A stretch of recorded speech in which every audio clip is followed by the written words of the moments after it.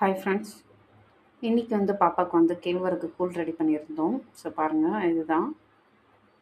இதனுடைய பதமும் உங்களுக்கு நான் வந்து சொல்கிறேன். எப்படி எப்போ நீங்கள் வந்து இதை வந்து ப்ரிப்பேர் பண்ணி எப்படி நீங்கள் சர்வ் பண்ணணும் அப்படின்றதையும் நான் சொல்லிடுறேன்.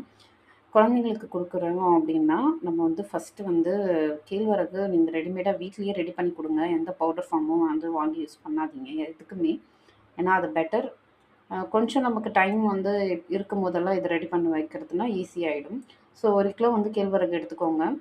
அது வந்து நல்லா வந்து நீங்கள் 4, 5 தடவை வாஷ் பண்ணிவிடுங்க. வாஷ் பண்ணிவிட்டு நைட்டு இல்லைன்னா மார்னிங் ஏதாவது ஊற வச்சுருங்க. மார்னிங் இப்போ ஊற வச்சிட்டிங்க அப்படின்னா நைட்டு வந்து அந்த தண்ணியை வந்து வடிகட்டிட்டு ஒரு நல்ல காடா துணி இல்லைன்னா ஒரு காட்டன் துணியில் என்ன பண்ணலாம் அப்படின்னா இதை போட்டு வச்சுட்டிங்கன்னா நல்லா மூட்டை கட்டி வச்சுருங்க. அடுத்த நாள் காலையில் பார்த்தீங்கன்னா நல்லா வந்து ஒரு சின்ன சின்னதாக வந்து முளைச்சிருக்கும்.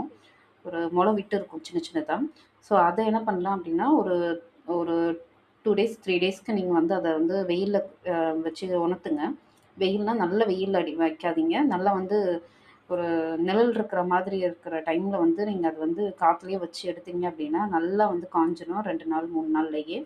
ஸோ அதுக்கப்புறம் மிஷின்லேயாவது இல்லைன்னா வீட்லேயாவது மிக்சியில் அரைச்சிக்கோங்க. பவுடர் ஃபார்ம் ஆகிடும். ஸோ அந்த பவுடர் ஃபார்மை கண்டிப்பாக ஞாபகமாக வந்து ஜலிச்சுக்கோங்க. ஏன்னா ஜலிச்சதுக்கப்புறம் குழந்தைக்கு கொடுத்தீங்கன்னா நல்லாயிருக்கும். அதை நீங்கள் ஃப்ரிட்ஜில் வச்சிங்க அப்படின்னா ஒரு 3 மந்த்ஸ் 4 மந்த்ஸ் வரைக்குமே வந்து யூஸ் பண்ணலாம் தாராளமாக. நீங்கள் வெளியே வச்சாலுமே வந்து நல்லா தான் இருக்கும். அது கெடாது. ஸோ அந்த பவுடரில் 2 ஸ்பூன் எடுத்து போட்டுக்கிட்டேன். 2 கிளாஸ் தண்ணி ஊற்றிட்டேன். ஸோ தண்ணி ஊற்றிட்டு நல்லா வந்து நீங்கள் இதை ஸ்பூனு இல்லைன்னா வந்து கையை வச்சு கிளறினீங்க அப்படின்னா கட்டி ஆகிறதுக்கு சான்சஸ் இருக்குது. கரண்டி வச்சாலுமே கட்டியாகும். ஸோ இந்த மாதிரி இது வந்து யூஸ் பண்ணீங்க அப்படின்னா இந்த ப்ராடக்ட்லாம் யூஸ் பண்ணீங்க அப்படின்னா கண்டிப்பாக வந்து கட்டியாகாமல் உங்களுக்கு வந்து கஞ்சி நல்லாயிடும். இது மார்னிங்கே நாங்கள் பண்ணோம் அப்படின்றதுனால கொஞ்சம் வந்து நல்லா வந்து திக்காக கட்டி ஆயிடுச்சு.